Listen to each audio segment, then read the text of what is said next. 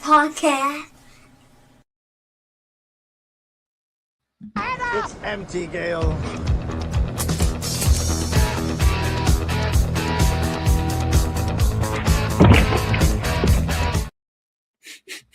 Every time. It's so much fun. Welcome, everybody. It's the Scene Snobs Podcast -1. That's right. He's gone. We finally murdered him. Well, look, I mean, all in all, it was an easy kill. I was expecting a lot more fight, and I'm a little annoyed that there wasn't much to it. I just realized the implications of maybe he's closing up shop at work tonight. And it's like, fuck. All right, I'm in Virginia. Oh yeah, we're here. I'm in West Virginia, but still, wherever you find his body, it's not with us. No, we'll keep looking around Greensboro, I believe. Oh my God. Oh God, not that I know that. Oh no, I think I might have made it worse. Greenfield. Yeah, that's what I meant. There is no Greenfield. What? Well, what state was I in? Utah? Well, wait, no, never mind. Never mind. I've never been to Utah. Nope. I've never been to Utah. I was in Minnesota once, and that was years and years ago. Paul's now been kidnapped and has actually been taken by a group of extreme Mormons, and he's going to be found 20 years later as, I don't know, the wash boy of the cult or something. Oh no, maybe he'll be the animal trainer, putting his circus training to use. That would be fun. Right? The sad part is it's that could happen. Yeah. And it's it doesn't have to be Mormons. Oh no, absolutely not. I was just going with I went Mormons because we brought up Utah. But I mean, there's plenty of definitely areas closer with hill folk and or militias. I mean, there's all kinds of options. I've never been to Utah. I've never visited Utah. I've never been around any douchebags who have died in Utah. And there may be a lot of them. I could be. Who knows? I don't know enough people in Utah to actually have an informed decision. All I know is SLC Punk and my roommate's family. So it's not a really broad. They're all posers. One guy I served in the military with who loved ketamine, and that's why he had to join the military, because he had to quit drugs. So get real close to another guy I know that loves ketamine, real musky fellow. Got a smell to him, I can tell you that.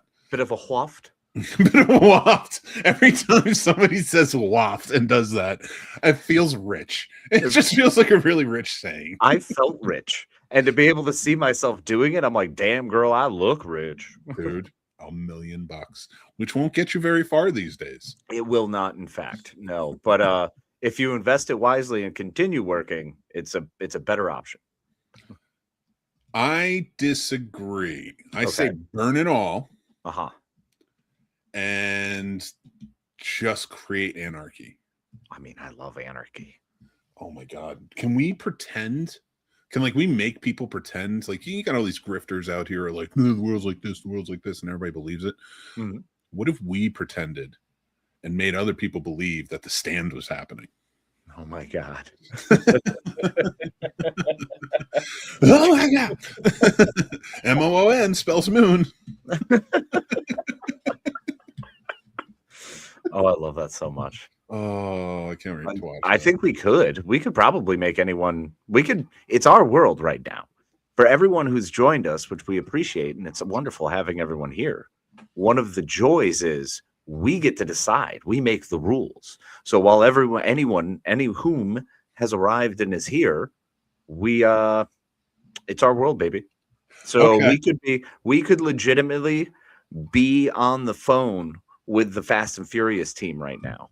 We could be talking to Vin Diesel himself.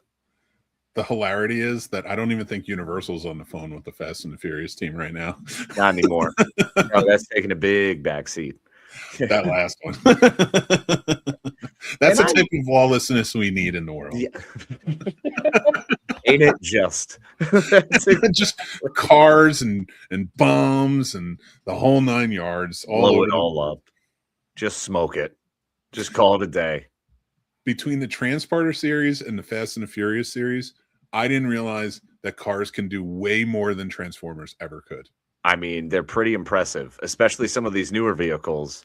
I mean, the opening doors automatically to kick people inside of them as it closes and you can drive away. Come on. Hey, Hot Rod, you piece of shit. Did you just see what Vin did with his family? With his family. Well, I mean, if you can just imagine staring at like Ironside and being like, or was it Ironhide? Ironhide. And being like, what are you doing? One of them. What are you doing? Like, what? That's pretty cool, man. Where's your Destructicons? And then that was a weird one, right? The fact that they actually set you up as a child to want to work in a mine or like some place where you can use that massive equipment. Yeah. Buy our shit and do it by working here. They were setting us. I feel like, all right, let's just be real. How would we change the world if we could? Right now, the world as it is. Okay. Nothing else, but like we have to start from where it is right now. How do the Scene Snobs change the world? Okay, so first of all, are we maintaining usual physics of actual world? Yes, our world. Okay. Good question though. Thank you. I would start by. Okay, wait. Are we like in charge of resources? Like, is it a matter of we have all the resources? We got to step in and fix things, but we're only human. Okay. So we can try and get all the resources. We're the ones that are like, you got to fix everything that's going on. How do you stop the bad? How do you get the good going? Okay. First things first, I'm going to insist that elections across all democratic nations are held by clearing the houses. I would ensure every single Senate, Parliament, Congress, House of Commons, whatever the heck they have. There's so many of them out there. Yeah. The Hague. Yeah, like just all of them. Just be like, all right, if you're a democratic nation, I'm just going to request that everybody leave, put your names on ballots, and we just have a huge election. Like statewide, everywhere, like on every level. I want every level to say, okay, look, what's past is past. What would you like now going forward from the people's voices? So to see whom they decide to put in power, to begin to kind of gauge what needs to happen from there, I think would be a smart way to do it. Well, just from the start. And then the other thing I would do is immediately finance all the technology that could possibly push us to the point of reaching a post-scarcity world. And what I mean by that is if there are 3D meat printers, I want every household to be able to have one. If there are any sort of big, massive technology changes that are going to give us everything we need between food, clothing, shelter, all of those basics, I want those to somehow become functionally provided for within the next 3 years to where we can have that completely covered. So people no longer have to kill themselves with labor and work to actually achieve what they just basically need to live. Now, what that's going to do is that's going to increase everybody having more babies because you're going to have more time to actually hang out with people, meet people. You're not going to be as tired and stressed. You're going to be more loose and comfortable with who you are. You're probably going to increase your dating prospects because you're going to be able to go out more comfortably. You're not going to be stuck and trapped and feel, oh God, I've got to go to bed at all these hours and I have to work all these hours. No, that's not going to be it. You're going to be able to do what you love to do and start pursuing your passions. So I would be fascinated to see where people would pursue their fashions, what they would get into, with a world where they have to work a minimum amount to, say, maintain roads. Like all jobs essentially at that point become functions of a governance of taking care of the world. We need farms, we need roads, we need basic stuff. Instead of a president, maybe a council. Yeah, exactly. So you start building into that that's kind of one of the next steps too, is to say, okay, now that we live in this world that no longer requires the same level of governance, then exactly what do you want? And start to build towards that. I love that. And since we're doing it, since it's the Scene Snobs doing it, you're doing a great job rebuilding the world. We got to remember to rebuild the world. Sometimes you have to reduce it to ash. So flamethrowers. Yes.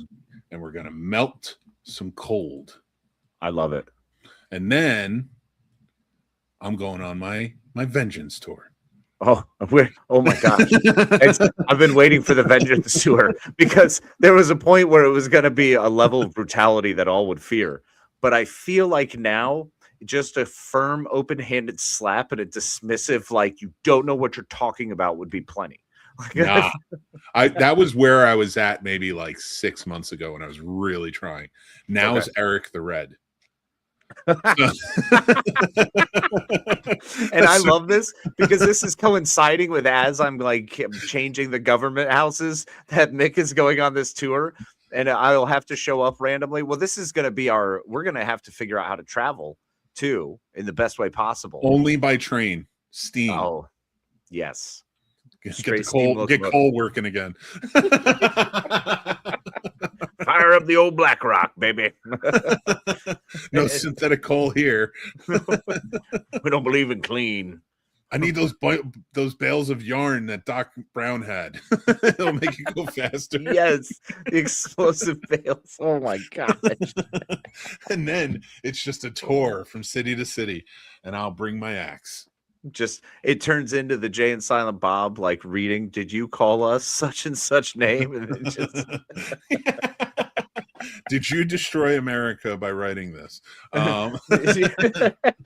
Was this? Are you responsible for these words on this page? Okay, cool. It's just you standing at the door with the list. Yeah. Going, hey, listen, just a census take here. Did you say blah blah blah blah blah? And then you're like, you did? Okay. And then you step out of the way, and it's just me right behind you with a phone book. Like the old school phone books. Yeah. And I'm going to wallop everybody's face that I see. Also, another, I mean, that's wonderful, which is why I think that would make me want to implement phone books again. 100%.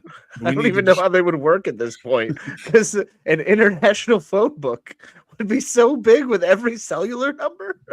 Oh my God. I would just put a small business phone book. Okay. That's the part I miss. Yeah, no, that's true. The yellow pages were amazing. Remember all those little like advertisements in the back, man? They were great. They were fantastic. Yeah, phone books were pretty special because it was also a great intimidating use. Like as a child who wasn't allowed around sharp objects, I was able to wield that sucker real well. But you remember nobody would get rid of them year after year? So you'd have like 19 of them, and it's just like, why do we have so many phone books? We never know what number we'll need. This is when your aunt moved in 20 or no, 1920. 20. Okay. 1992. 1920, maybe. Yeah, maybe. Oh my God. When a phone book was a phone page. Holy shit. What are some of the things that are gone that you miss? You know, I never thought I would actually say it, but VHS tapes. Oddly, the more I've seen VHS tapes, I keep looking at them and I'm like, there's a level of nostalgia. I understand why people go back to records. I understand the return to weird oddities and strange things from the past. VHSs are something I genuinely miss because I miss the experience and the feeling of having that when you got a tape and you were going to sit down and you were going to really venture into whatever story and adventure this was. Like it was part of the thing. You know, and I feel like TiVo kind of started to detract from that when everyone could watch what they wanted when they wanted. The DVDs were never really had the similar feel because at that point I could easily own them. So it was there, you know, the tape was a nostalgic thing that you go back to because we only had so many, you know, so I completely agree. The only thing I appreciated about the DVD time more so was I loved the behind the scenes extras. Oh my gosh, the featurettes were always so great. And especially if there was a 2-disc edition that would have like an hour and a half of special features. It's like, well, you sold me. Fucking let's do it. No, I just like because you always learn so much while doing it. And it was kind of funny. The other day I'm watching Mary and I are watching. Jack came down and watched for a little bit the One Last Adventure, the Stranger Things finale. Stranger Things season 5 documentary. And it was fun because it's all behind the scenes, how they built the sets, how they were doing, all the workers behind the scenes. So like I got to at least like sit there and be like, that was my old job and I've done this, and like they do this awesome. This way. So like, and it like, because I feel like nobody who's not a fan of movies watches the behind the scene featurettes. Truth. They don't give a shit. Yeah. And I get it, but at the same time, like it was really cool to sit there and like show my family, like, this is what I did when I was on set. It was also really annoying to see how much technology has completely like jumped forward in all the years since I've been on a set like that, and like how much easier a production manager job. I don't have to carry books around all the time. Back in my day, I had to fight those lions and actually get them out there. See those demons? They were real back when I was working, kids. Not this crap. Fuck them demons. I don't carry my books. You can have your little notepads, your Palm Pilots. Your Palm Pilots and your Blackberries. Oh, it was, I'll tell you what, watching that and listening to a lot of like I don't want to say controversial points. I feel like, you know, when you have a 37-year-old mom shot in the face by degenerates, it's not really controversial that they didn't really finish the season before they started filming. Yeah. I love throwing you for a loop when I say some weird shit like that. Well, you do it well and you work it in as my brain is focused in such an area where I'm like, all right, I'm on track with him. Here we go. And he says something and I'm like, and I heard that. That right there, if I can give any credit to any human being on this planet for being able to do that, it's what's his name? Fucking Kevin Nealon from Saturday Night Live when he did Weekend Update, and he had Subliminal Man. Mr. Subliminal. Mr. Subliminal. He would just like rip people wild and never miss a beat in finishing the story. Gosh, he was fantastic. Not as good as Paul Gambaccini. I've decided in honor of Paul's death, I'm just going to name the 77 most famous Pauls. Yes, I chose 77 because I didn't want to scroll any further. We're not doing top 100. I'm now just going to throw them in there. Get ready, folks. Okay. Tap in. This is a whole lot of Pauls I've never heard before. I know. It's very exciting. Done and done. We're going to leave it out there because I just want, there's got to be someone who's going to listen to this and be like, wow, someone mentioned Paul Michael Glaser? Yes. Yes, I did. That's right. Good man. We knew him once. Yep. One, but only once. It wasn't weird. It was totally consensual. My mom talked to me like that once. One time. Never again. All you get. Oh, so anybody who's watching or listening right now, just so you know, like we had to push our topic to next week, like literally like 15 minutes before the show started. So we've got nothing but the top 5. So we're just enjoying ourselves at this point. Oh, it's a hoot. It's a hoot and a half. Yes, indeed. If you could be an owl, where would you live? Bro, if I was an owl, hold up. First of all, there's a lot of options with owls because it's going to be in a mountain. Because I want to be one of those owls that can carry like a baby goat. Not because I want to kill babies, just size. All right, approximation. Should I go with instead? There's a baby goat that's like the size of like a little puppy, right? Yes, it would be like a puppy. Yeah. Or I didn't mean like I want a puppy to get taken by the owl. I don't know. I feel like we're going off on a weird tangent here where we're suddenly killing some of our favorite babies. There are a box of kittens around to like connect. There is, yes. There's also some beautiful gerbils who have just been. Oh, get Richard Gere out of here. Hey-o. Hey-o. Man, get him all the way out of here. Further away than Paul London, am I right? I know an island we can drop everything off on. Oh, good. I've been looking for one that's available. I wouldn't. No, I want to get away from everyone. It's the safest place to be. I guess there isn't anybody there anymore. I could be an island unto myself. Oh, no, not that place, because you can probably smell the sadness. I don't want to be anywhere near that. Nope. All right. Well, let me. Okay, so if I'm an owl, by the way, I'm definitely doing the mountains. Come on. I would probably be like in Antarctica, because that would be cool. The only owl there. Well, that's desolate. So the Arctic. So up north. What about Hogwarts? Would you be an owl at Hogwarts? Deliver mail? Well, yeah. Wait, you mean anywhere? Like in the all universes anywhere? I mean, I feel like that's a prerequisite. Like we like if we don't say it's our world, yeah, we're kind of open to anything. No, that's fair. All right. Well, in that case, then I want to be an owl in one of those Disney movies where the princesses always sing and summon the animals, because I want to be the curmudgeon-y one who shows up. And it's like they want to whistle and do their song to bring everyone, and they're like, summoning my babies. And then here comes this old floppy owl just coming by all gray, just like, hello. I see you're doing nothing again today. Calling in the cavalry of slaves, are you? Like, just be just so rude. It's just mean. Oh, alone again on a Sunday. See, no one for brunch. You have what we call imagination. Me, on the other hand, I'd be an owl in Washington, D.C. Please go on. Listen, if you don't give me topics, I rant. And that's I'm saying I want to hear it. I want to hear it. Like, are you going to be able to? I'm shitting on a lot of people. That's fair. There's also a lot of Krispy Kremes there, so you're able to get some great ammunition. Some Krispy Kremes. DC has an abnormal amount of Krispy Kremes. It does, man. It's weird. The last time I was there, I was walking through, and I felt like there were more Krispy Kremes that were like attached to like hotels or businesses or strange like things, just like little cubbies. There was one that was legitimately like in a cubby. I was like, do you even cook them in here? What do you do here? How do you create this? There's a red hot fresh sign, but I see no oven. How does this work? I'll tell you, but you got to come back in this room with me.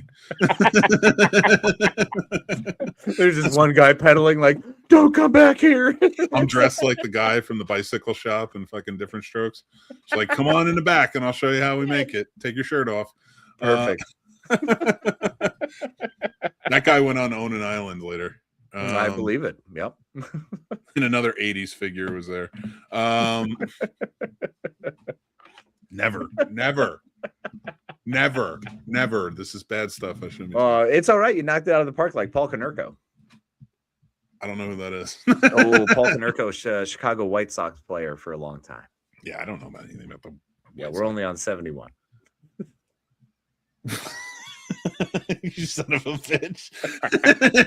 I just realized what you're doing. How many lists are you going to read from today? Just the one. I read one today too. Oh, did you? What's your list? God, I didn't see any names on it that I know.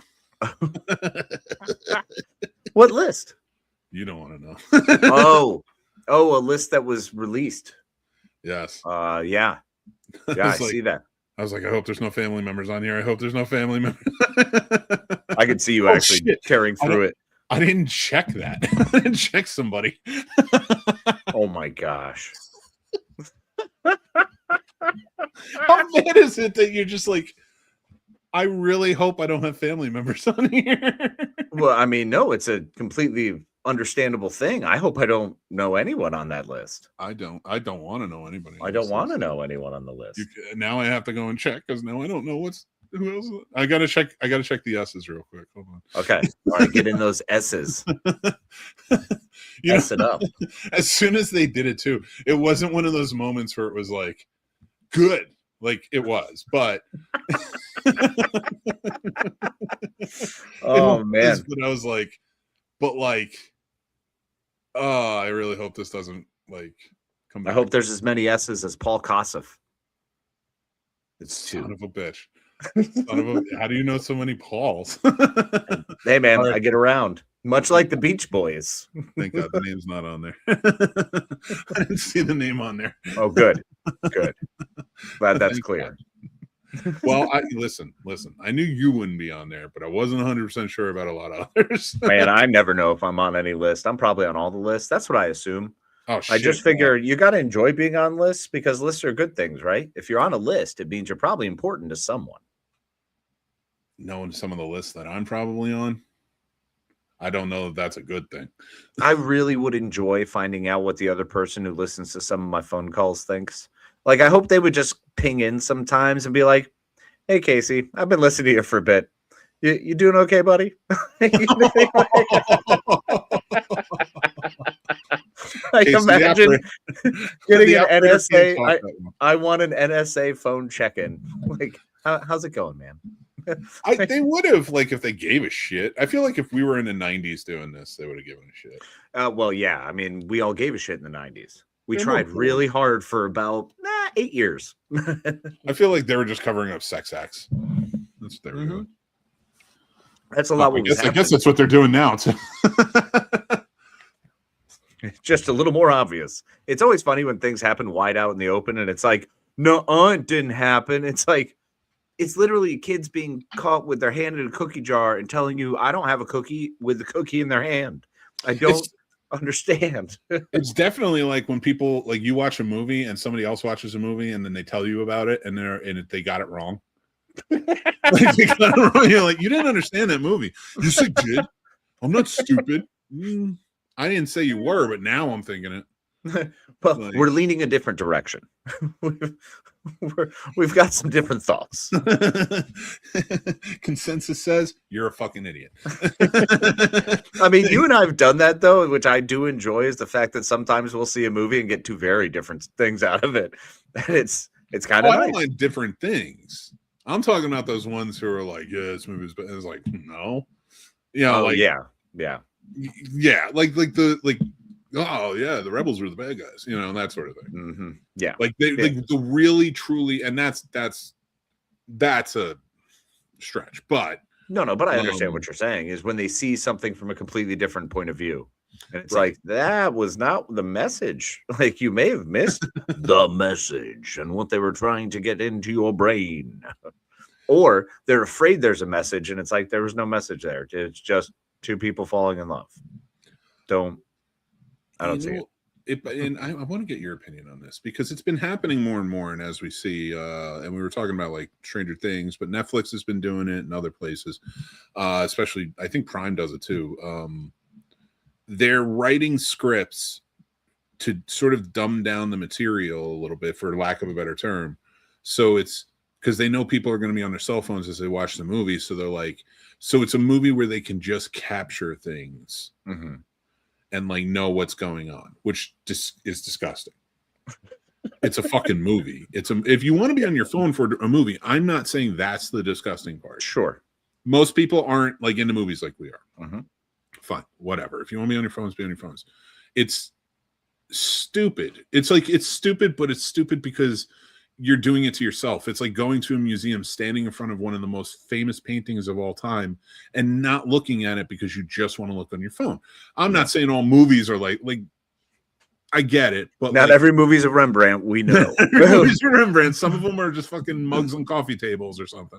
And I'm okay with that. Look, sometimes just a big pug with a heart, it wins me over, you know. But for the stupid movies too, it's still an art form. It's still a collaboration of different artists getting together and working on something. And the art isn't just in the story, isn't just in the final product. It's in what goes into making it too. So like, but again, I don't need anybody to feel that way. But I don't need anybody to start dumbing down scripts. Yeah. You want to be on your phone, but you're going to miss things. And if you don't like the movie, but we're fucking going along with this fucking culture of like movie reviewers and things like that, where everybody just wants to do something to make some fucking money. Mm-hmm. And not for the love of actually doing it. Right. And I get making money's good and side hustles and what. But when you're fucking wrong all the time about the shit you watch, I know you're on your phones most of the time, you idiots. Mm-hmm. I'm tired of like things getting dumbed down that I'm deciding to pay attention to. And you're also trashing the really good stuff that doesn't dumb down its shit. You know, you're fucking retard. Well, I mean, say it, but it's true. No, and I'm with you. Look, I have had a lot of issue with this second screen process that they've come out with, where it is I have other things going on, so this movie needs to catch me in like 5 scenes that were going to grab my attention and teach me the story. But then the rest of it I can kind of half ignore, and I'm not going to miss anything. Mm-hmm. I don't like movies like that to begin with. They're cheap. They're doing a disservice to your brain hole. They are not inspiring. They're not especially fun. It's very meh. And that's the problem, is you wind up with a lot of meh. So in that meh, you can use the eye candy venture. And that's why we have certain actresses and actors who have been coming up recently over the past couple years who are more eye candy than they are function. You know, it kind of stinks because they're not really great. You know, they struggle. So as someone who has always really loved actors, and I love actors for 2 reasons. Number one, I love seeing someone completely commit to their craft and truly believe in it and actually make something fantastic of it. And I love douchebags. So those are, if you put those two together, I'm a big fan of anyone. Pretentious douchebags are a special place in my heart. Like, I just love them. I do. All right. Having been one previously in a past life, I absolutely love it. I get it. Now, the issue I have with these new movies is the fact that we're actually not getting anything that's intelligible or that's art. It's still art for the sake of art. It is bad art. It's bad. It's someone putting a cardboard door up and saying this represents whatever. You know what I mean? That's not, to me, art. Is it art to other people? Yes. Art is everything. Eye of the beholder. It's completely up to you what you like and what you don't like. I find it to be a disservice because it lessens your actors. Screenplays get pumped out that are just absolutely fruitless and useless. It allows and almost opens up a door to start to break down the culture of the movie world, which I'm sure this conversation has been had by every generation. Every time something like a new generation kicks up, we are seeing it more now because it is a degradation of quality. And I think it hurts in the long run. And unfortunately, I think it's going to bring about a whole new level of people who are lazier, who you put less effort, who do less, and we kind of start to lean towards that Wall-E society. If we're not real careful, 100%. That's where we're going. So that is kind of my issue with it. That's where I stand on it.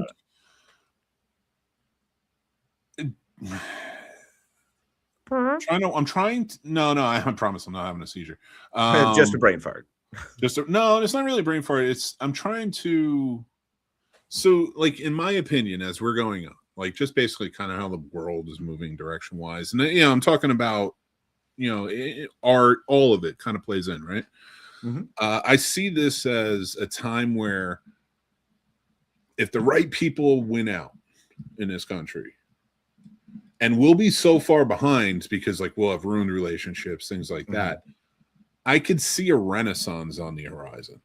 Oh, sure. I mean, we're a good 20 years out, but everything is happening faster. So even though we're having those history cycles happen the same way or in the same cycles, it's going faster because technology is going faster. Our society is moving faster. Things have kind of streamlined. So we're no longer taking a whole day to prepare dinner.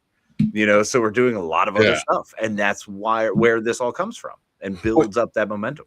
I think what that renaissance is going to usher in, because there's going to be so much technology. Not that technology wasn't a part of the last one, but, like, you know what I mean, like the actual connection of computers to it and the internet. Correct. Yeah, because it's going to be so interspersed within our days, our daily usage. I think what you're going to see is a push. There's going to be a real divide, but I don't think it's going to be monetarily speaking as much anymore. I think it's going to be more horror fans versus drama fans. No. Built on knowledge. Okay. And how smart somebody is. Mm-hmm. Like, the smarter are going to be up here, and they're going to try and appease the ones down here. But it's like, if you're going to get left by the wayside if you're not open to being smarter. Mm-hmm. Learning and building on. So I do think we're going to see, like, 2 levels of type of entertainment come out of that. Yes. And like the ones we're talking about where it's like you got to write it for them because they don't really get it. Or they're on their phones or they just want mindless stuff. And then they're going to have the stuff up here, which we do have now.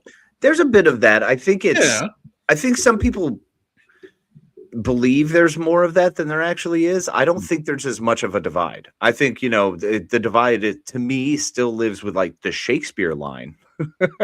That's fair. Fair.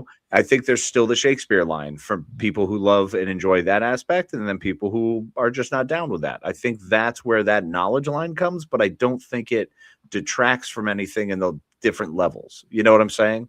I think it does, and here's my reasoning. Please. And I'm going to use Star Trek to do it. Yes. The Next Generation. Everyone who understood Shakespeare, where were they in society? They were up here. Everyone who didn't really, they were down here. And I think that's going to be the difference. The people who are open to learning, understanding, not, and I like how you use Shakespeare because that's like sort of the line, because there is a true sense of this is an elevated art still to this day. Yes. And the things that it feels like anyone who is elevated in knowledge is a fan of Shakespeare because they understand it, because there's so much Shakespeare, so many layers, so many levels. I mean, it took me so long to finish reading all of the comedies and to understand how hilarious he was, and bawdy and ridiculous and silly. And then you go to the other side and you get like a Tempest and Merchant of Venice. Like the Hamlet, the movie that just came out, it made me realize, like, you know how you think of William Shakespeare, he's like, I don't know, it's almost like a monolith of writing artistry. Joseph Fiennes, man, I still think of Shakespeare in Love. I do. Like, that's the face that comes to mind. But Shakespeare in Love and the other things that we've seen where it's Shakespeare wasn't like Hamlet, where we finally get to see like how much he was writing through trauma. Yeah. Of the times of his life, like how he was, like the drama side of it, like, because the comedy always is very poignant and very good too. But those dramas, the tragedies were just, it felt like you go back now and now thinking about it, it's like, yeah, he was probably working through some shit. Yeah. I mean, everybody way, but his way worked really good. It gave us something. It gave back. His trauma gave us something. Beethoven's trauma gave us something. I mean, everybody who's gone through those struggles. Mozart was probably the only dude who didn't have trauma. He was just child prodigy. How lucky bullshit. I saw Amadeus. So did I. Love Amadeus. Salazar hated him, or whatever his name was. Well, yeah, but I'm saying before that. It's funny. I remember we were watching that in college, and I had seen it years earlier on TV, but like in college, we were dissecting it. And they were talking about, how what's his name was actually friends with him and helped him with his music and stuff. And they were very much bounced off of each other. And I'm just like, well, why make the fucking movie then? I mean, that's kind of the funny part is they were contemporaries, like he looked to him and was happy to teach him a little something, kind of teach you something like playing football with Paul Krause. It's fucking Paul's, dude. Our Paulessness has been redeemed. I mean, this is what happens. We go without Paul, and we need Paul. Therefore, I'll bring up, one of my favorite NBA coaches, Mr. Paul Silas. He's not another Jackson? famous. Oh, that's Phil. Phil Jackson. That's a different one. Paul Rogers, strong. Paul Logan, very, very studly man. Days of Our Lives. Yeah. How many famous Pauls do you know? We're at 66. Oh my God. There's so many Pauls. All right. So many Pauls. This is what happens when we're told to just go. And I love it because we haven't done this in so long. We have not done this in so long. I'm writing a song. I'm going to wait for Paul to come back though. Okay. Absolutely. We didn't water Paul Daniels it up. It's going to be my anthem for 2026. Ooh. Yep. Ooh, we didn't water the plants, and I'm going to sing everything that happened in the last year. Yes. We're all going to sing it. We didn't water the plants. They were always dry when next week. Stuff was happening later. This is our problem. We're not great with songs. We come out strong, and then it's like, I'll think of something. Oh, I know. 210 executive orders. He's gonna Paul Desmond this thing up. Superman was pretty boss. Why aren't you giving it to sinners, you jerks?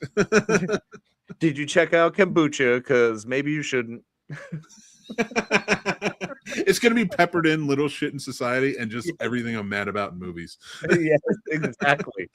The whole Perkins needs to stop making. What was that? Roz Perkins needs to stop making. Oh, wow. Wow. His disappointments lately have just been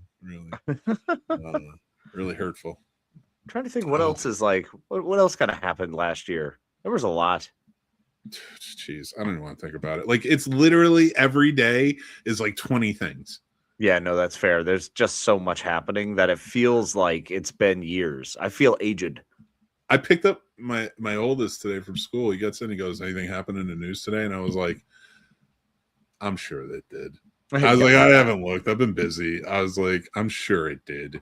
I was like, I would love one day where maybe one thing happens. Wouldn't it be neat? I actually went through that today. Well, nothing happened in my world because I didn't look at the news. I wound up seeing like a bit for Star Trek Academy, the Starfleet Academy, and I'm very excited for that. But I was like, I don't want to read any of it. So I was kind of pissed at Google because a couple times it kept throwing stuff on headlines, and I was like, what are you doing? So I had to just shut it down. Dude, you smart man. Starfleet Academy, though, we were talking about that a little bit before, but I wanted to add to what you were saying. All right. I was thinking about Starfleet Academy and like if I went, would I be good? Like, would I make it through Starfleet Academy? No. 1,000% no. If you are given the free range to actually chase your passion with all your fully functional heart, you absolutely would. I think you would make it quite well. I appreciate that. Yeah, man. You know what? Maybe like, yeah, if I don't have to pay for other things, I can focus on school, stuff like that. Sure. Like, yeah, that makes sense. And that is good. I wish we could do that for all students, you know. But, it's so funny to me. Like, we were talking about like that level of like intelligence, like where we're going to be at and how it's going to divide.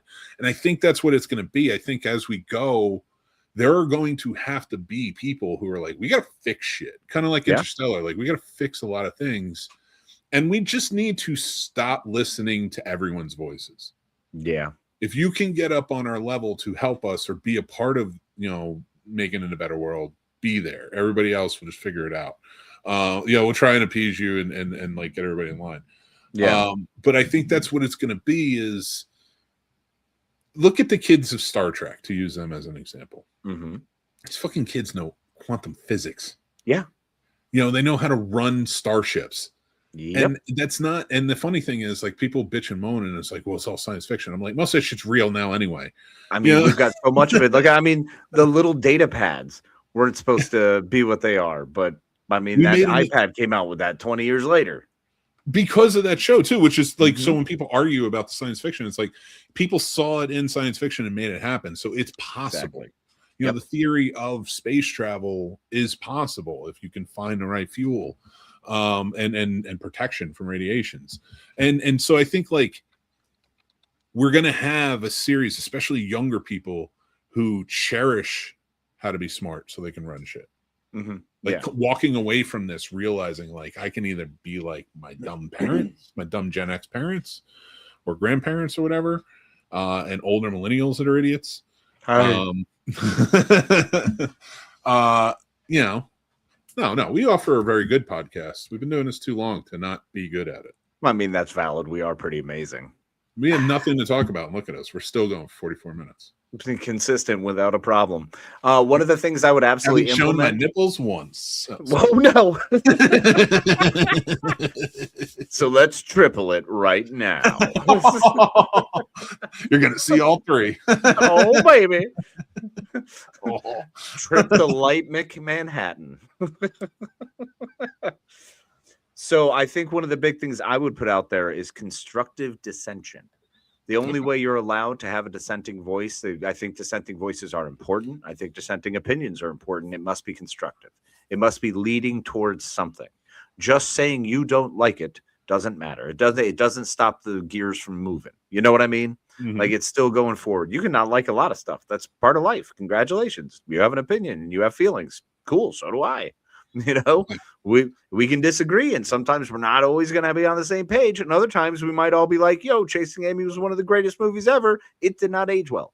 You're right. I think we can all be there. It was one of my all-time favorites. Most Kevin Smith movies have done fine. Clerks has gotten better because it's such a nostalgia hit. Mallrats is like, weirdly, I don't know, it's like, I feel like it's in a break glass in case of emergency when you must get a complete fix of what your entire life was like in a different era. I showed that movie to Tommy and was like, this is what the 90s was. I was like, in my opinion, in my opinion, and Empire Records are like the best representation of the 90s. I 100% agree. And both of those are movies that if I'm like, man, I kind of miss this era of life. What happened during that time? Pop that in, boom, right back to it. It's maybe wonderful. Reality Bites as well. Reality Bites is 100%. That was one of mine, dude. That was the Winona Ethan Hawke connection, bud. I love Reality Bites. Yeah. Gosh. And it was just so in its feels. Such a 90s angst drama. Like, oh. So I got to ask you then. Yeah. How did you feel about seeing Winona Ryder and Maya Hawke working together? It was awesome. I know, right? It felt really cool. Awesome. It's like, it's like Generations, you know? Mm-hmm. That was a really neat kind of thing because it took me a minute to realize that. I don't know why. Every time I see Maya Hawke, she doesn't fall in the Nepo baby category for me just because she's less of a jerk. And Ethan and Uma Thurman are like, yeah, you got to earn your stuff. You know, they raised a good one. I think she looks exactly like her mother at the end of that finale. Oh, yeah. Oh, 100%. I was so excited because, again, I like Uma Thurman a lot. And I don't think she's a bad actress by any means. But I didn't think she was like a strong enough actor like Ethan Hawke was, who, in my opinion, does go for those more like dramatic roles. Like he does like the Black Phone, stuff like that. But even then, there's like it's like a season thing. I don't know. It's different. Like Good Lord Bird. Uma didn't like put anything for you, like even Great Expectations, she was good, but like it didn't put forth anything where I was like, you know, it's not like what some of the things Ethan Hawke has done. I would say Uma Thurman has never been a bad actress, in my opinion. I've never seen her do anything that I went, ew, poo-poo. She's also never been, I never had that shot that knocked me out. She has never been the lead who made the thing to me. Not the truth about cats and dogs? No, yeah, right? No, I think for me, it's always been the combination, like she playing alongside Gattaca. Perfect example. She's perfect there. Yeah. That is one of her best. Yeah, like, and did I just mix up Gwyneth Paltrow and Uma Thurman? Kind of. Live? But that's okay. You can do that. I mean, well, Kill Bill was obviously one of my tops. Hey, I love Kill Bill, but that's a Tarantino movie, so everyone's great in it. Yeah, and again, like you take Uma Thurman, like to me, like in Hollywood, you're either a movie star, you know, and I'm going back towards like their times, like a movie star or an actor, right? And that to me was Ethan Hawke was an actor, she was a movie star, and it worked. You know what? Yeah, no, 100%. She was not that. Meryl Streep had roles where you're like, well, you understand why she's Meryl Streep. Because it was more about the craft of the acting than it was about being in the movie. Exactly. And Uma Thurman was 100% a movie star. I think that's a great way to put it. That's brilliant. Thank you. Yeah. Maya Hawke seems like an actor. Well, her dad's Ethan Hawke. So now I want Kill Bill 3. And imagine what that would be like. Oh, wow. But I want Quentin to stay away from Maya Hawke because like he's kind of a creep. Holy cow. Dude, sorry, I'm just looking through these movies that she was in. Uma Thurman. Do you recall Hysterical Blindness with Juliette Lewis? No. Oh my God. Why? That was Hysterical Blindness? 2002 television drama film directed by Mira Nair, written by Laura Cahill, based on her stage play of the same name. It stars Gina Rowlands, Uma Thurman, Juliette Lewis, and Ben Gazzara. Interesting. My God. Yeah. I did see the Old Guard 2 with her. I liked her in that as well. Like, again, when she shows up, I'm like, Uma Thurman. No. Okay, that was her in Gattaca. All right. Yeah, she was in Gattaca. Yeah, because that's where I was going to say that was that kind of role she nailed. She was so like good. They met.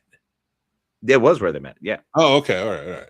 Yeah, and it's one of my favorites. She did such a fantastic job, but she has never been that actress. You're right. Much more movie star. Yeah. Much less actor. And that's the thing. Like, you're not going to see Ethan Hawke show up in a Batman movie.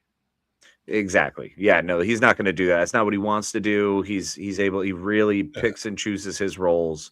And not to say that Uma Thurman doesn't. She's made a hell of a career doing what she's doing. You know? Yeah, she does. And I love seeing her. I get excited when I see her as well. Oh, that's right. She wasn't in Great Expectations. It was Dangerous Liaisons. Dangerous Liaisons. Right. Oh man, what a great! Whenever I needed an uplifting story. Well, the other day I realized, that's why I wanted Cruel Intentions. I wanted to really be happy about something. Oh my God, dude, that is such an angsty movie. Even Bittersweet Sympathy was the song for it. I remember high school. I remember seeing it in theaters, and I remember thinking, yeah. Like, I'm not even going to say what I was thinking. I'm just going to say, no, this gets it. This gets my experience. No, it doesn't. No, it doesn't. But 100% it does, because they were in a private school too. So that is not what was happening. Dude, when she's going up the escalator and he's there. Yes.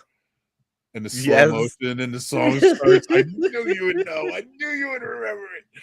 Oh, and then, or at the end when she's driving away in his car. Driving away when they go to look at the diary and then do the pullback shot, like the crate shot that goes all the way out. I forgot how far away it went out.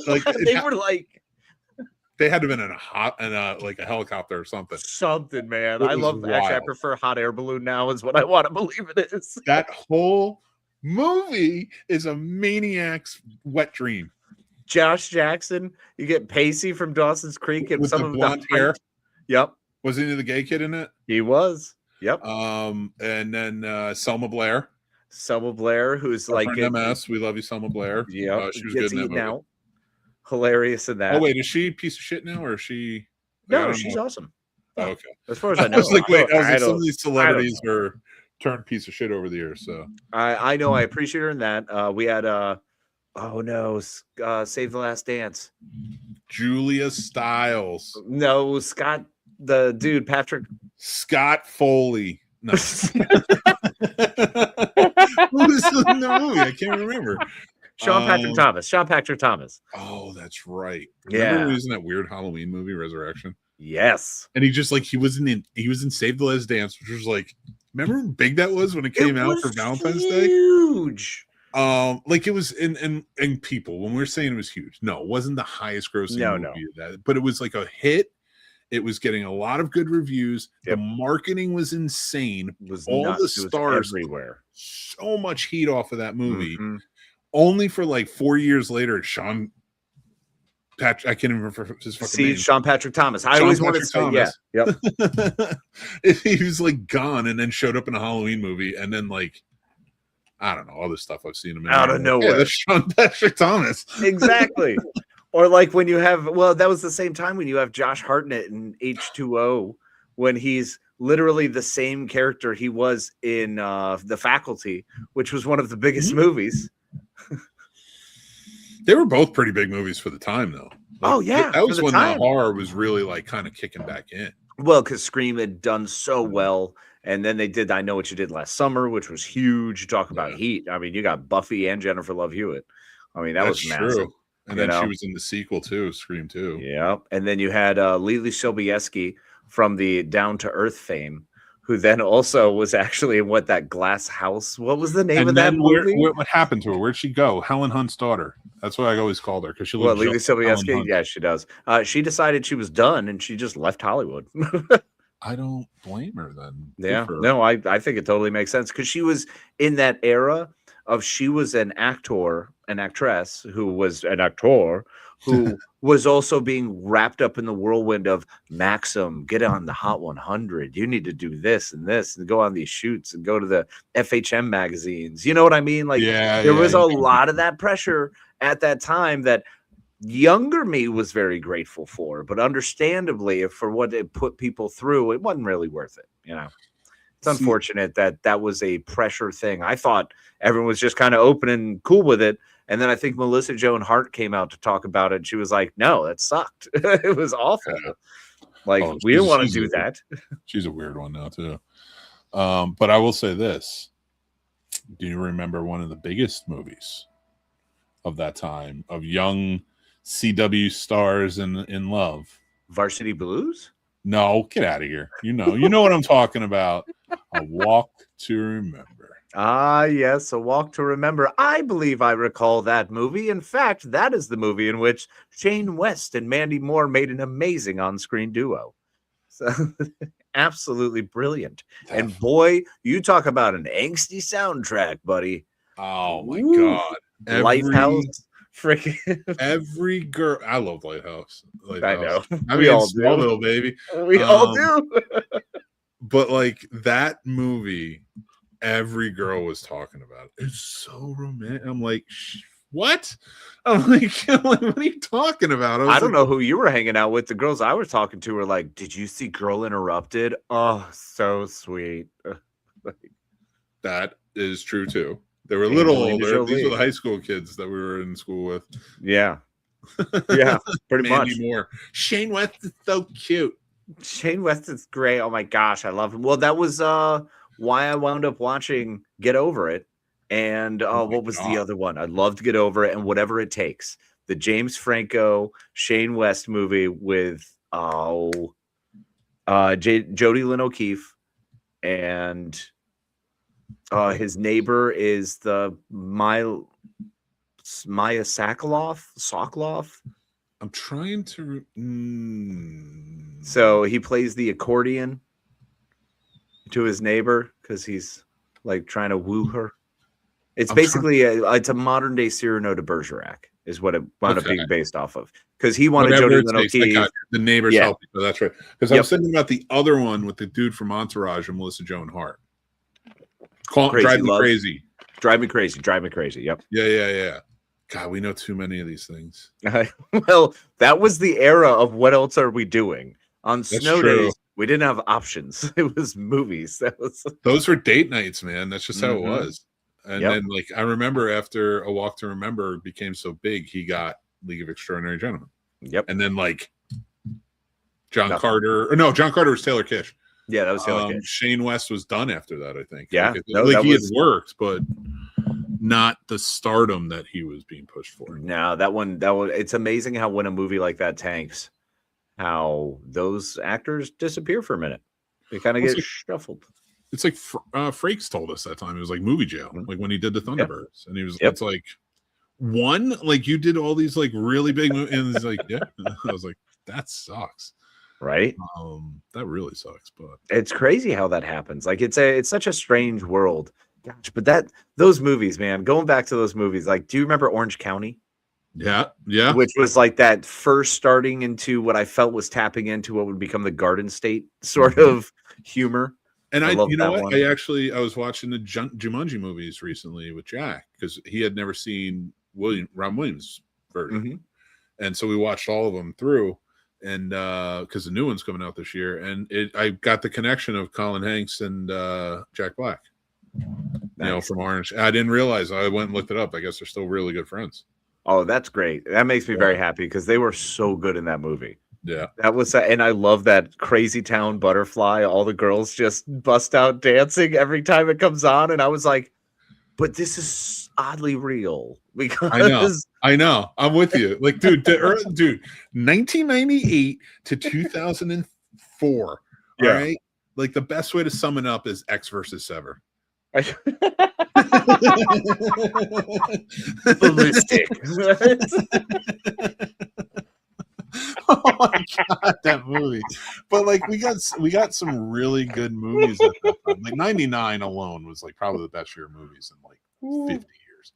But well, '99 was Matrix, right? 99 was Matrix, Fight Club. Yep. Fucking everything. 1990. I'm gonna look them up because like there's so many movies, and I remember it was my junior year. Yeah. Ninth Gate, which I like. Mystery Alaska. I love Ninth Gate. Ninth Gate is one of my favorites. I still watch it. Mystery Alaska, brilliant movie. The Insider, which is fucking great. Yep. End of Days. End of Days, remember that? The Bone Collector, The Messenger. Probably The Messenger was 99. Yeah. That's wow, a good version too. That's one of the best Mila Jovovich jobs she's ever done. Yep. Like she sold me with that work she put in. Then you get, so as much as I love random Willem Dafoe, when you get random oh wow, I just completely brain farted. John Malkovich. Yep. I mean, I couldn't have been happier to have seen him, and I'm like, he's the King of France. Oh, this is gonna be awesome. He couldn't be more John Malkovich as the King of France. Oh geez, the favorite movie on the island, Passport to Paris. Oh, starring the Elson twins. Wonderful. Jacob the Liar. I remember that. Jacob the Liar, yep. One of the best baseball romantic movies ever, For the Love of the Game. Oh, For the Love of the Game is one of the greatest movies. Sam Raimi, thank you so much for everything you've given us. Okay, but what's more romantic in 99? In 99? For the Love of the Game or Message in a Bottle? You know what? I didn't like Message in a Bottle. I'll say it. Yeah, I'll say it. I enjoyed the story and I thought it was good, but no, For Love of the Game. I mean, the way they break down, the way they shot that movie, edited that movie, worked that movie, the whole story, I just love that. It was just so good. Yeah. Kelly Preston, man, R.I.P. How weird is that to say? I know, right? That is weird. That was John Travolta's wife, right? Yep. You know who's not dead? Paul Correa. You know what? I'm going to top 5.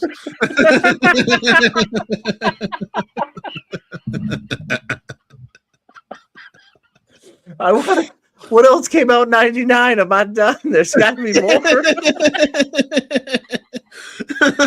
Pulling a real Paul Westphal, aren't you? Oh, you dick. The World Is Not Enough. My favorite Bond. Which is also arguably not the best. No, my favorite Brosnan Bond. And I only love that Bond because The World Is Not Enough is such a cheese fest, but it wasn't trying to be. It just succeeded. It was great. GoldenEye is by far his best. Absolutely GoldenEye is his best, but I love Tomorrow Never Dies. After doing the rewatches last year, you should rewatch the Dalton movies and GoldenEye. I did, like you told me. Okay, actually is that who I told. Trilogy. Yep. It was amazing. No, it worked out perfect. I loved it. I think really I would. Worked. And then I went back and I just redid Lazenby's. Man, that guy got a bad rub. I don't know. A lot of people hated it. I didn't hate it. I didn't think he was as good, but I didn't hate it. Like I was like, it's enjoyable. It's just different. It's different because you can't have like 6 movies with Connery and then go right into a dude you've never heard before, and he's not that good of an actor. Exactly.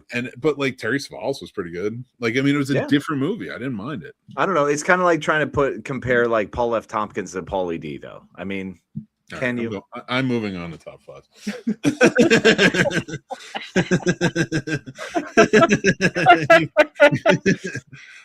Welcome to Top 5 Countdown Movie Team Ups.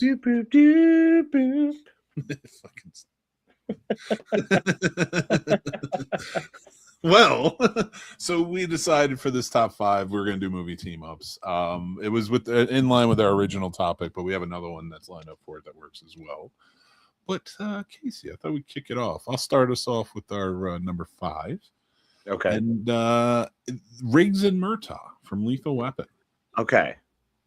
So obviously that's one of the best. Yeah. I mean, you can't really.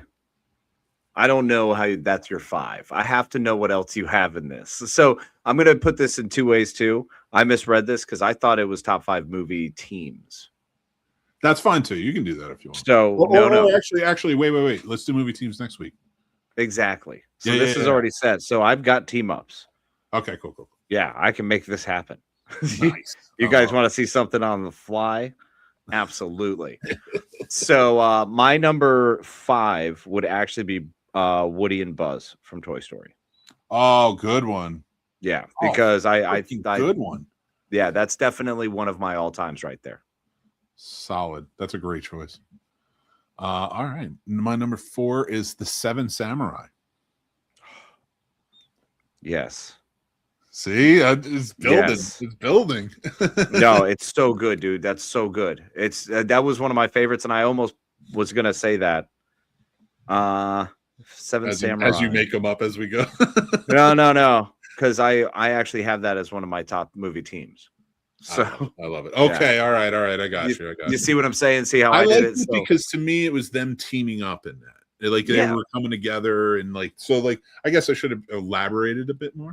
No. Actually, I kind of like this because now I understand, and it actually fits everything I have. So the Woody and Buzz crew is still number 5, even in my movie teams. So that actually works out really well. But actually, I would have to do my number 4 is Guardians of the Galaxy. Good choice. Solid choice. I love the way they come together. That was a good bring together kind of team up.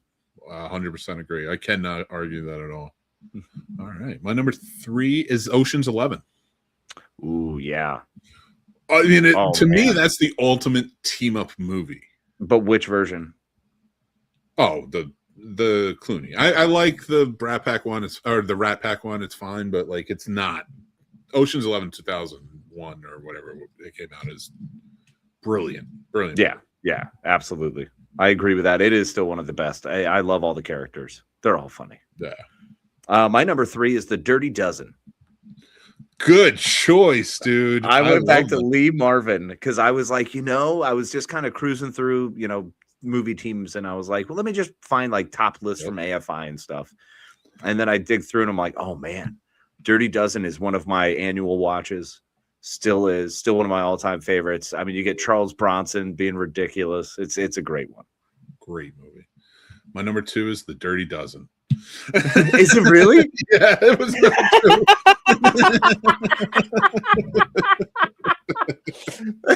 I love that movie, man. That movie's good. Jim Brown. Oh, dude, remember when the commercial they did that one where it was like The Dirty Dozen on ice, and it's all the guys watching it, and there's tears coming down their eyes. Yes, so I'm watching. I'm like, I would go see this. That's how good that movie is. That movie is amazing. Donald Sutherland crushes it in that, and he's quiet. He doesn't say much.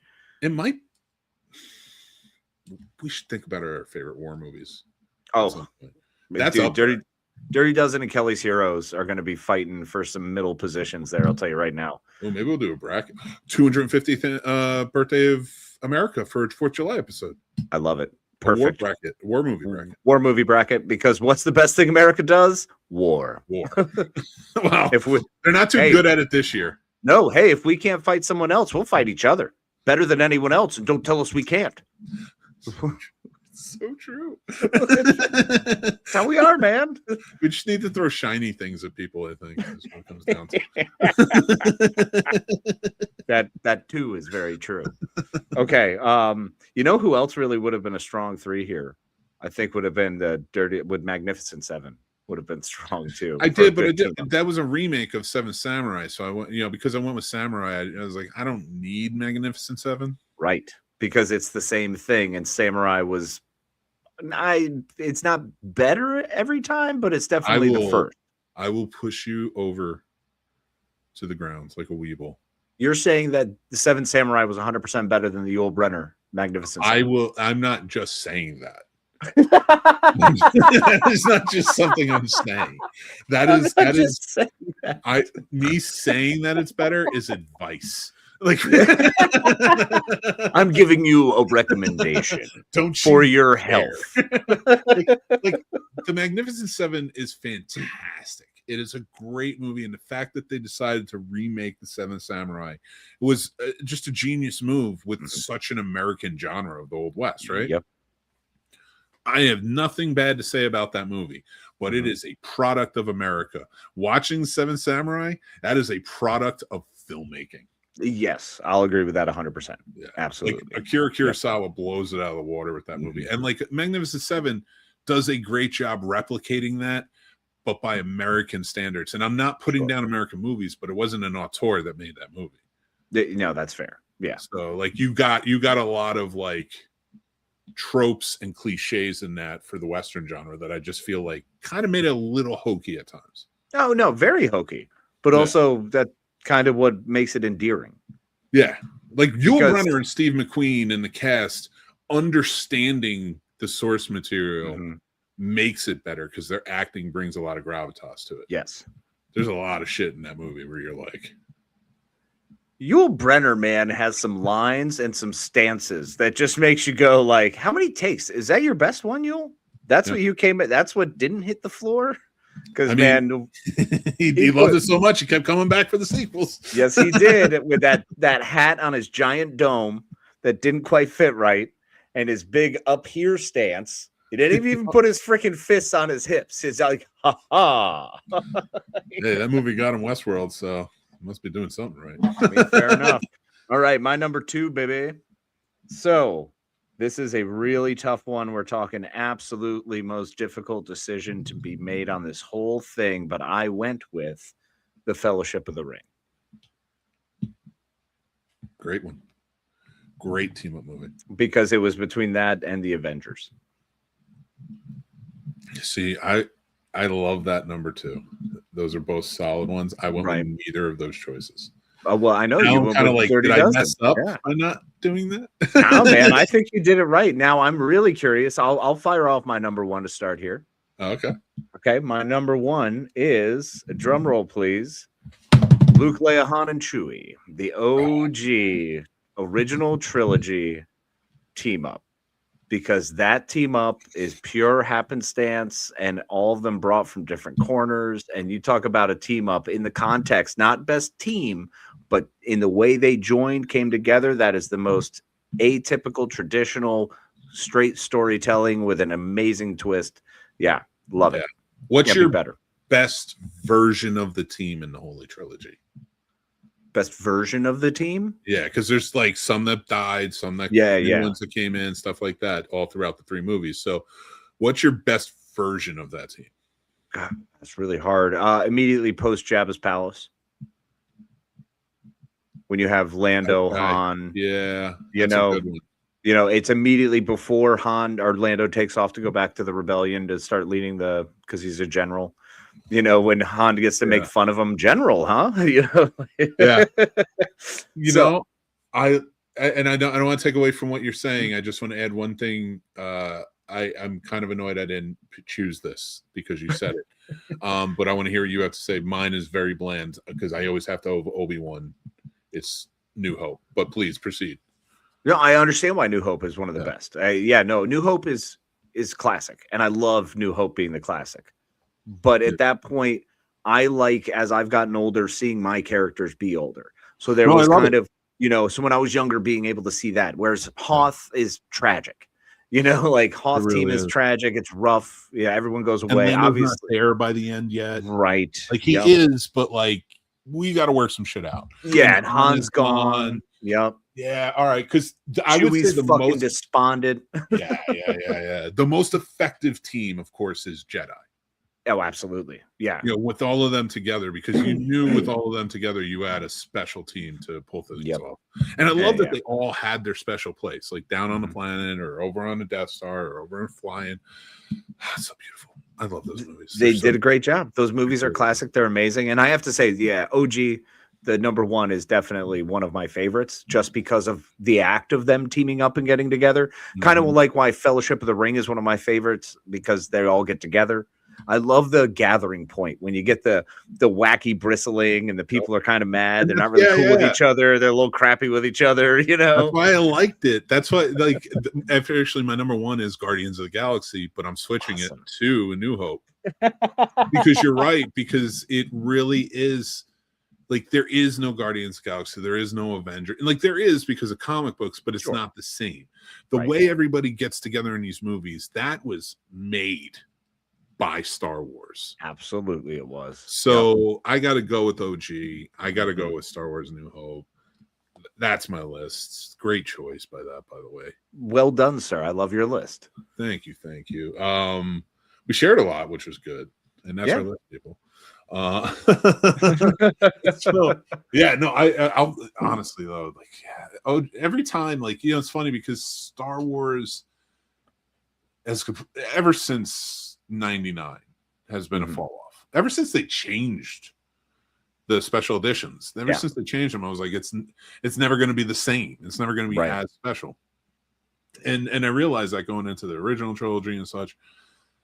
And I don't hate on Star Wars like everybody else does. I can watch The Last Jedi. I can watch The Rise of Skywalker. They're bad, but there's elements of Star Wars, and I appreciate They're second screen movies.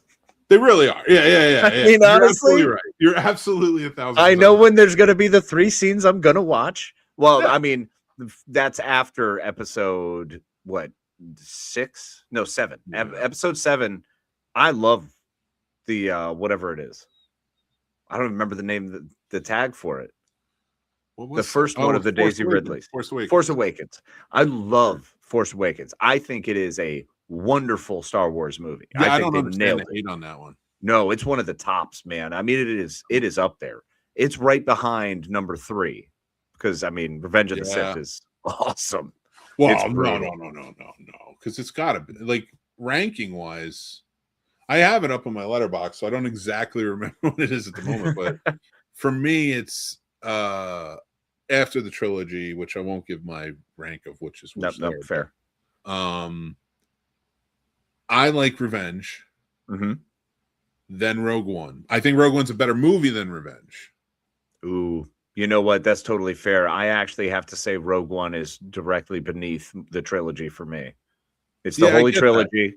Because, and once again, why would I pick my favorite when all 3 are the movie? They have been in my entire life. They will be my entire life, which is why people were pissed about the prequels, because you started weak and you had to, like, fight to get back. And you never quite made up for it because Lucas doesn't write love stories well, the same way Rob Liefeld can't draw feet. Like, he just don't let him try. You just leave it alone. What do you think about Filoni taking over and Kennedy being out? Oh my gosh, this is fantastic. I did see this news headline. This is something current that we can discuss. I am so excited because Filoni's created some of the best stuff we've had since. I mean, Clone Wars was amazing. I think The Mandalorian is just fantastic. I love the storyline in Ahsoka. I love what they're doing with Ahsoka. It's going to be hard without Ray Stevenson because he embodied the character so much and did so much to really push forth another line that we haven't pursued in the Jedi. This idea of a dark Jedi, not a Sith, but like, a dark Jedi, not a gray Jedi, legit kind of on that level. So we haven't pursued this. So to have this embodied character doing that and Filoni at the helm of that, we've seen him do nothing but excel. So I couldn't be more excited. I love that. Yeah. And I will say this, though, like when it comes, I'm on a newer philosophy. I think 1,000% of the time we should recast. Yeah. Stop honoring the actors over the characters. The character. Exactly. And like when Chadwick died, that was so sad. But this is a deeply rich character that we needed more from. And I'm not saying we couldn't have built up Shuri to be a Black Panther or take over as Black Panther, but like I felt like in that moment, like recast, like with Ray Stevenson, it was such a great character. Recast, pay homage. I think we need to stop looking at ending characters when the actors pass away because, and I'm past it even with like Indiana Jones. Like if you want, if my kid loves Indiana Jones so freaking much, and I love it. I'm so happy that he's into those adventures. Man. Yes. Oh, absolutely, man. I can imagine how your just heart sings. He wears a Last Crusade. Like he's into it, and like he wears the tie and everything. Like he's into it. Like it's his thing, and I get it because I was there. So I think it's selfish of us. Our nostalgia brains that always calls for nostalgia. No, it can't be anybody different. I think it's selfish of us to not allow things to be let go, like Ghostbusters or like the Indiana Jones stuff or Star Wars or stuff, because newer generations can discover the old, But more often than not, you know this as well as I do, we discovered the old by looking at the contemporary. Yeah, 100%. So if we saw marketing for a sequel to a movie, we're like, wow, I want to go back and see what that original one was. I'm not saying it happened for like the big, a lot of people are going to be like, I'm a cinephile. That's not how it worked for me. I don't give a fuck. That's how it works for most people. And I'm not talking like this isn't a channel for only people who love movies, because most of you don't know what the fuck you're talking about. So I'm going to say this is the people who love movies and want to appreciate movies. So when I say that, we appreciate characters here. We don't give a shit about acting. Well, maybe Ron Williams. But it's very true. You can have an actor nail a part and and just truly embody a role, and we should be celebrating the actor for the fantastic job they did, not for the character they were told to portray. You know what I mean? Like, I think that is kind of where we fail, because Indiana Jones, it's Harrison Ford. We think of the great job Harrison Ford did playing Indiana Jones. He was amazing at it. He will always be that in my mind when you first say that. Does that mean that there shouldn't be future Indiana Joneses, that my grandkids shouldn't be able to potentially have their own Indiana Jones? Yeah. But to add to that, because I'm with you on that, and to add to it, if Indiana Jones had stopped at the Last Crusade, I'd be like, and then people were like, we cannot imagine anybody else doing that. And I have an example of this somewhere else, but like, it's just to say, like, if that's where it ended and it was like, it never picked up anywhere else and never generated any type of like, bring it back. People just really revere that. Then I'd understand just leaving it alone. Kind of creating a national treasure type, something that's similar but different. Sure. And the example I'll bring up to this is Mrs. Doubtfire. Do you think anyone could do that movie again? Sure. You think an actor could pull off Mrs. Doubtfire the way Robin Williams did? You didn't ask that. I don't think they'll be able to do what Robin Williams did, to take it away from being Robin Williams' character. I will always think of that as Robin Williams' character. Do you think I'm going to think of anyone as Billy Madison other than Adam Sandler? There's a big difference, though. That's a big difference. That's like I would compare it more to like, can I see anybody else as Ace Ventura? Okay. Oh, you know what? All right. Like Billy Madison's like, it's a funny movie, but calm down. Like, I can't say Happy Gilmore. I'll give to him more than Billy Madison. I can see Billy Madison being remade today. Yeah. No, that is legit. Yeah. No, I could too. But like, like my thing with Mrs. Doubtfire, I think, is like, nobody's gonna. But I don't think you can think of Mrs. Doubtfire with anyone else. I think that meaning is just like attached, That's the thing. That is attached. So don't touch it, like just leave it alone. Yep. But I do think you could remake The Birdcage.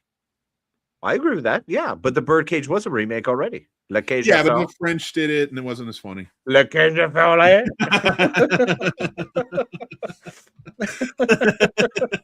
I love The Birdcage. God, that is one of my favorites. I mean, it's hard for me to think of anyone else being as hilarious as Nathan Lane, because he just absolutely smashes. Never even do that little like, pierce the toes. Hank Azaria. I hate the shoes. The shoes. I can't walk in the shoes. Jews scared of me. It's my natural Guatemalaness, my natural heat. and to wrap it all up, you have comedic genius coming from everyone, and then Gene Hackman. Who's chewing scenery he's in, because he's one of the greatest actors that ever lived. Agreed, 100%. I mean, Gene was so good, and for him to be so into that, and then you hear the guy talk, and I was expecting him to be a far more gruff. Hey, speaking of featurettes, I was expecting him to be a far more gruff kind of like, I don't know, he's a carpenter by night or something, like he does other things, or he definitely goes and sets traps and then eats squirrel stew. Like, there was like a weird thought in my mind about the way he lived.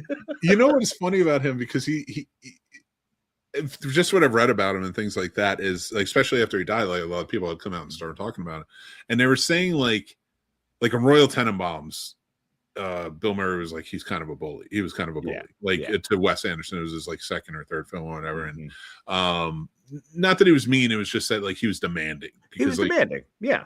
but the funny thing is like a lot of them had to be like, because he knew acting better than anyone else on that set, and he knew how to make movies better than anyone else on that set because he's been doing it so long. So like it was, and that's what I've always heard. It was like when he came onto a set, he could tell everybody how it should go. It's almost like how it went, and like he was just so good at acting. That was his craft. You know, it was absolutely, and he was fantastic at it. He had a lot of gravitas, and I've heard that he was also a very kind, warm man. Like he was a very he was hard when he was working, which you would expect from that era. That's what kind of we grew up with. Yep. We grew up with the tail end of it. He grew up in the middle of it when there were the hardworking people in Allentown, Pennsylvania. You know what I mean? When it was still a steel city before it lost out, like before Billy Joel had to make us all cry about it. You know, he looks like Hoosiers was like his that was like his side job. 100%. Yes, like doing Hoosiers, coach basketball because he's that good at it. Exactly. He would actually go coach basketball for real, or like after working at the plant. Because he was so convincing in every role he was in. It was like, yeah, you do command a submarine, don't you? This guy was 100% a cop in France. In France? No, that's not where that took place. No, I know, but it's still funny. Oh man, anybody needs to watch that movie. The French Connection 2? No. Just the first one. Well, you watch the second one and then go, wow, I wonder what the first one was like. I should check way worse. Oh, The Tap. He did that. The Tap. I don't know. Wiretap. Was it Wiretap or The Tap? Oh, The Conversation. The Conversation. Gosh, that's what it was. Oh my God. Oh. You know, that was a movie that Francis Ford Coppola made in between Godfathers because like he wanted to make something, but he could only do something small. Really? Yeah, and it's The fucking Conversation. That's what he did. It is like, I got 20 minutes to kill. It felt like, you know, I want to work with this like a smaller set and like make this movie in between Godfathers. So good. So good. Jeez, us, man. Oh, well, actually, I'm going to change this to this since it's only two of us tonight. Yeah, right. We should be playing the North-South game. No. I mean, we definitely look. I mean, now it feels more like what? Oh gosh, who's the guy who had the CBS show? David Letterman, and I'm your Paul Schaefer over here. Paul Schaefer, I like it. You're we right. should get a just a music guy. Yes, since we're talking like he's just off. I'll get Joe. He'll just play his guitar like Kevin Eubanks. Yes, that's all we want is just and then we get Paul to do like a full Paul Heyman effect. Little ponytail in the back. Be great. We could see if Paul Reveal and the Raiders are still wanting work. You're such a dick. We got some comments before we get into our final sections of the night sequence. Segment. George B3 stopped by. What's up, George? What's up, George? Mike Courtney is here. Mike, thank you for joining in. Sweet. What's up, Mike? Sir Sturdy stopped by. Sturdy. See you tomorrow, sir. Grandizer, when the divine opens a way, who are we to question it? Reverend. If his name was Paul, it'd be better. I dig that. Far Traveler, Andromeda. I do dig that. Very nice. That's Grandizer. very good. Grandizer, we're doing. Stay with us. You're gonna want to hear about Popcorn and Pints. And he says hi to us, and we appreciate you being here. He's a good dude. They tried to do a Young Indiana Jones TV show, but didn't take. I awesome. Liked it though. I loved it, and it was Ryan Gosling. It was amazing. No, wait, that was Young Hercules. Oh, it was Young Hercules. Oh man, Sean Patrick Flannery. Thank you, Sean Patrick Flannery. He was great. The Mummy episode was amazing. I love that show. I had that was one of my earliest comic books. Was the Young Indiana Jones Chronicles show? Oh, nice. Show. We should show the kids that because it's on Disney Plus. Yes. Maybe the TV show Real Relics. I remember that with Tia Carrere. Yeah. So she was so fine. And if you want to see even finer, check out Teacher's Pet. Yeah. Oh my God. Love the poster behind Casey, Wow. Starship Troopers. Did you read the book? Did you see the? Yeah, he's Absolutely. So love the anime. Big fan of Heinlein because he's so much fun. I love this movie though. Paul Verhoeven was another fan. One of my favorite movies of all time. It's funny. It's well done. It's fantastic, tongue in cheek. But then you get into the crazy anime and the wild, the digital cartoon that was around. It was awesome. So I'm a Starship Troopers 2, amazing. 3, brilliant. Johnny Rico in the gorilla suit with one eye. Come on. Okay. All right. You know what bothers me about those sequels though? Is that first one is such a satire. Yep. And like it's amazing because if you think about it, it was the humans. Like the bugs weren't even really a threat. Like we did it. We were the ones that did Buenos Aires, right? 100%. We totally launched that. It wasn't an asteroid, or if it was launched by us. An asteroid. Yeah, that they said the bugs sent. Yeah. Do you know where that asteroid came from? I know it was somewhere near where, it eventually got hit, or it hit Carmen's ship. I can't remember the name of it. That's the asteroid that hit Buenos Aires, and they blame the bugs. Exactly, they blame the bugs, but that actually deflected it. So it knocked it off course a little more. So Carmen is kind of responsible for killing all of her friends and families. Because she was fucking around with who? Yep. Dermot. Jeff from the Max. Jeff from the Max. That jerk. Goddamn Jeff from the Max destroyed millions of lives that day. After wiping out the love between Zach and Kelly. He had to wipe out the love between Rico and Denise Richards' character. I can't remember her name at the moment. Carmen Ibanez. Yeah, that's right. Well, listen, she's not Dina Meyer. Calm down. No, I mean, Dizzy is still tops. Yeah. Dina Meyer, come on. I remember RoboCop a lot better than I'll take Lewis any day. Oh, well, let's get into Judge Dredd then, because you want to get into Officer Hershey. Let's rock and roll Diane Lane all day. Oh my God. That movie. I was thinking of the remake. No, the good one, Dread. No, that's where I went. You know what? I think every movie needs a Paul Sorvino. Yeah, 100%. Yeah, with a little Mira Sorvino in there. Absolutely. Maybe a Paul McGann should pop in. I knew you were gonna do it. I was trying to go with it. I can't do it.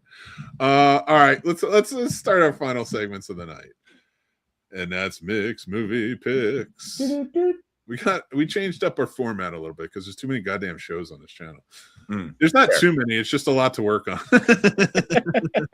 So first up, this is what's coming out next week, everybody. So if you want to go check out the channel, we got a lot of fun stuff. So I'm going to start showing you the picks that we have coming out.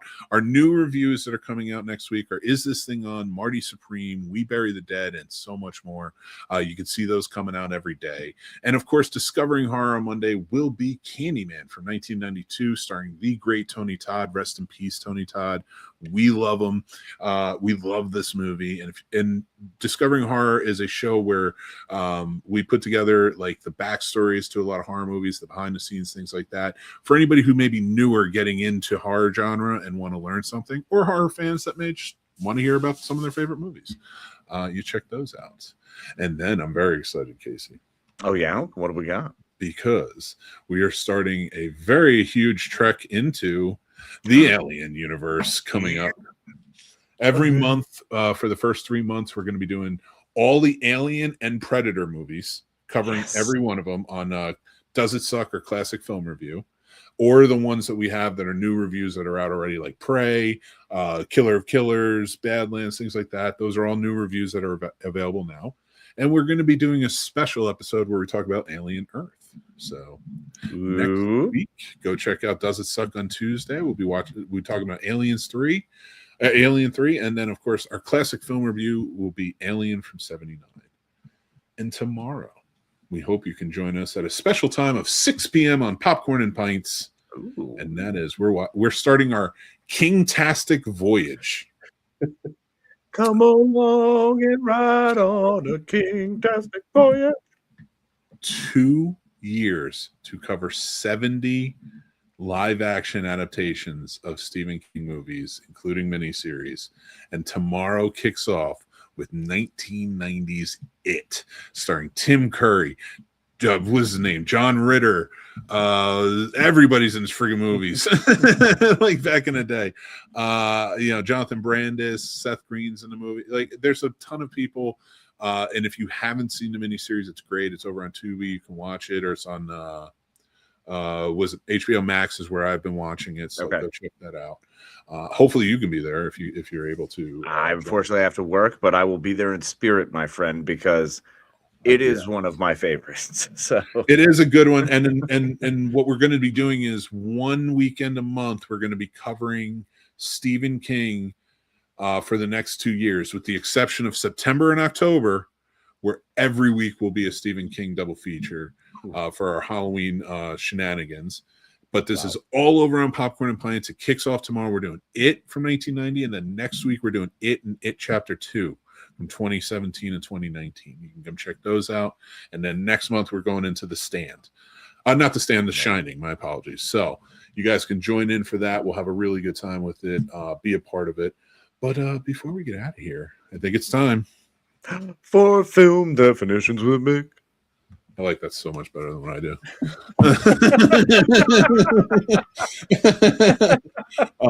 That's too long. I'm not reading that. Let's see. We're in the ends. Let's go with something in the ends. Negative image. I mean, nobody really uses stock anymore, but whatever. Negative image. An image in which a black and white areas are reversed and the colors are complementary to those in the original scene.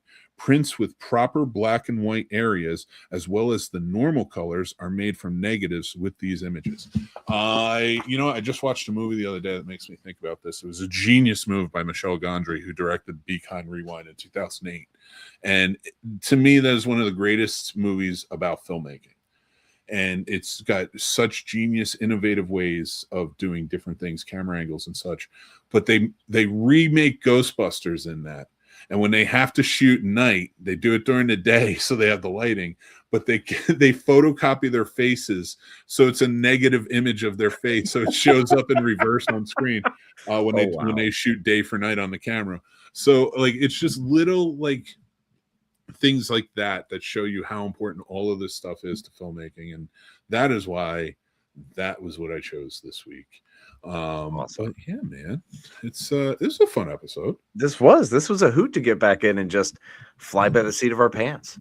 I feel like we needed it, like, because coming back into it, you've been back for like a couple months now, like it hasn't been the two of us yet, so like it was good to be able to just do the two of us for a little while. Unfortunately, Paul couldn't be here. We miss you, buddy.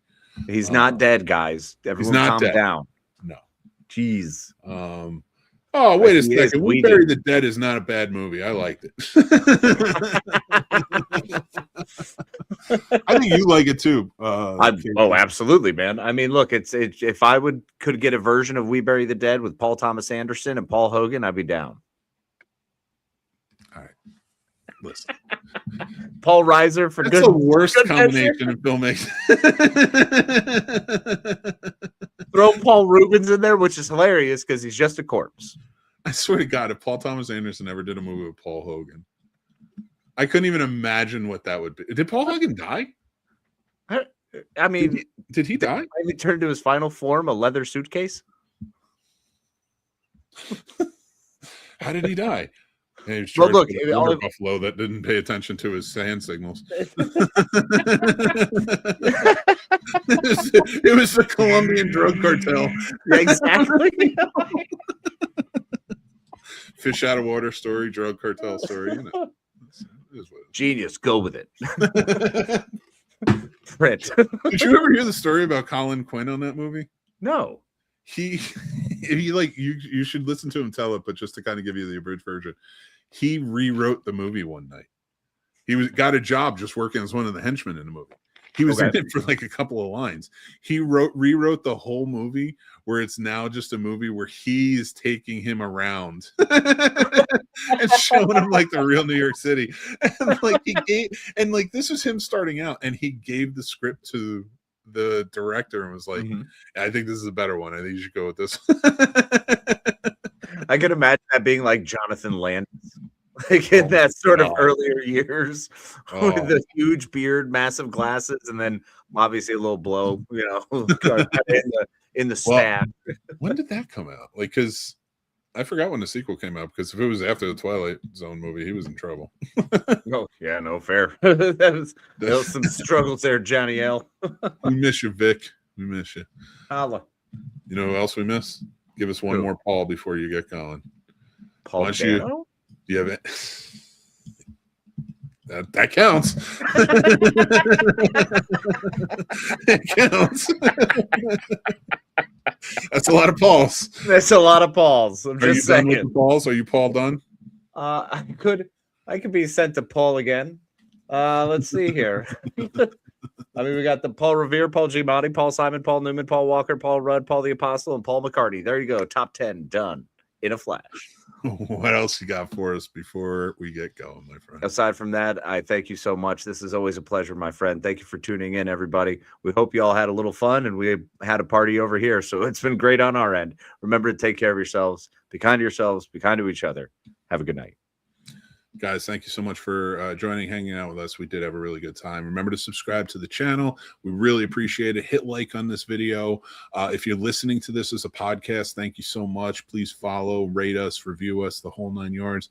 It really helps us get out there. I got to tell you, honestly, like after watching the podcast crap on the Golden Globes and just seeing what podcasting is in the eyes of these celebrities and all this other crap, we try to bring entertaining shows to you every week. We've been doing that for you 15 years, me 14 years. And we're just and we're back at it again. And we're going to bring back great episodes in 2026. We thank you guys for joining. We're sorry Paul's not here. We love Paul. We miss you. And we can't wait to have you back.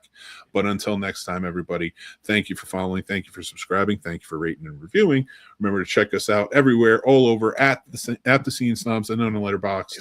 But until then, make sure to take care of yourselves. That's important. Be kind, rewind, and I'll talk to you soon.